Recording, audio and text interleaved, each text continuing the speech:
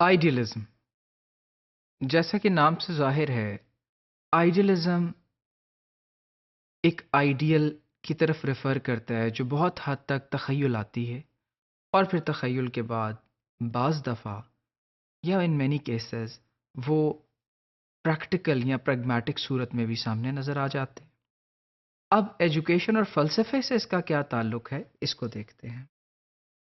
Idealism کے فلسفے میں بلیو کرنے والوں کا یہ خیال ہے کہ ideas are the only true reality, جو آئیڈیاز ہیں وہی الٹیمیٹ سچائی ہے، and they also focus on conscious reasoning of mind. اب یہاں دو الفاظ ضروری ہیں جن پہ غور کی جائے، ایک تو آئیڈیاز اور دوسرا true reality.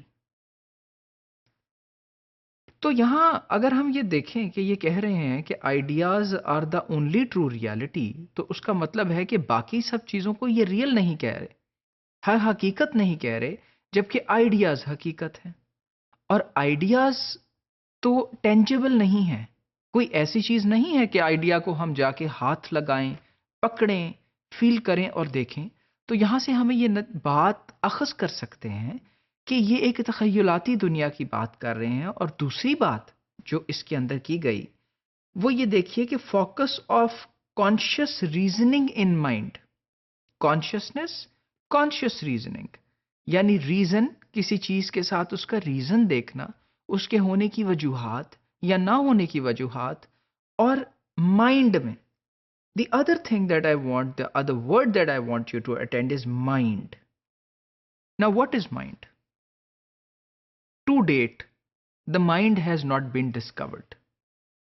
Brain is there in a physical form, but mind جسے ذہن کہا جاتا ہے وہ ابھی تک ڈسکور نہیں ہوا، اور نہ ہی ہمیں یہ معلوم ہے کہ مائنڈ کیا ایک ہائپوتھیٹیکل چیز ہے، کیا یہ ایک ہائپوتھیسس ہے، کیا یہ ایک مفروضہ ہے کہ مائنڈ ایگزسٹ کرتا ہے۔ لیکن ہم جو سوچ اور بچار کرتے ہیں اسے ہم کہتے ہیں کہ یہ سب کچھ میرے مائنڈ میں ہو رہا ہے، ہمارے مائنڈز میں ہو رہا ہے، ہمارے ذہن میں ہو رہا ہے۔ تو آئیڈیلزم بلیو یہ کرتا ہے کہ آئیڈیاز ہی اصل حقیقت ہیں، جو کہ آپ جن پہ فوکس کر سکتے ہیں تھرو کانشیس ریزننگ اور آپ کے مائنڈ کے اندر، آپ کے ذہن میں۔ Next thing, mind versus the material world. اب یہاں پہ ایک بہت خوبصورت بات جو شاید آپ کو لگے گی، جو ہم کسی نہ کسی حد تک سمجھتے بھی آئے اور اس کو سوچتے بھی ہیں، کہ دو دنیایں ہیں ایک انسان کے سامنے، ایک تو مٹیریل ورلڈ ہے اور ایک وہ دنیا ہے جسے ہم اسپرچول ورلڈ کہتے ہیں یا دا ورلڈ آف مائنڈ کہتے ہیں۔ سو ایک تو میٹیریل ورلڈ ہے جس میں ہم موجود ہیں۔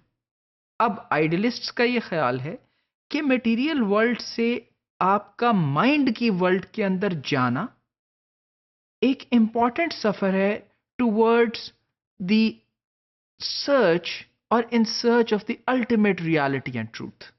When you travel from the world which is material towards the world which is spiritual, and when you reach the spiritual world, you in fact find the ultimate truth.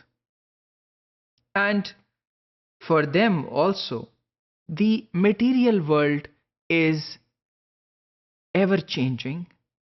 It is not beautiful, یعنی کہ وہ ہر وقت تبدیل ہو رہی ہیں چیزیں، خوبصورت بھی نہیں ہیں، جبکہ آئیڈیل ورلڈ، اسپرچول ورلڈ یا دا ورلڈ آف مائنڈ بہت خوبصورت ہے، کیونکہ وہاں چیزیں اٹرنل ہیں، ہمیشہ رہنے والی ہیں، ایک جیسی ہیں اور ویسی ہی رہیں گی۔ اگر ہم اپنے آئیڈیلز کی طرف دیکھیں، ایجوکیشن کا آئیڈیل ہو سکتا ہے جس میں آپ کہاں تعلیم حاصل کرنا چاہتے، کیا علم حاصل کرنا چاہتے، کس جگہ جانا چاہتے ہیں، تو وہ سب چیزیں اگر آپ جسمانی طور پہ بوڑھے بھی ہو جائیں، آپ لاغر بھی ہو جائیں، تو بھی آپ کی سوچ اتنی ہی خوبصورت رہتی ہے جو آپ کی بہت عرصہ پہلے تھی۔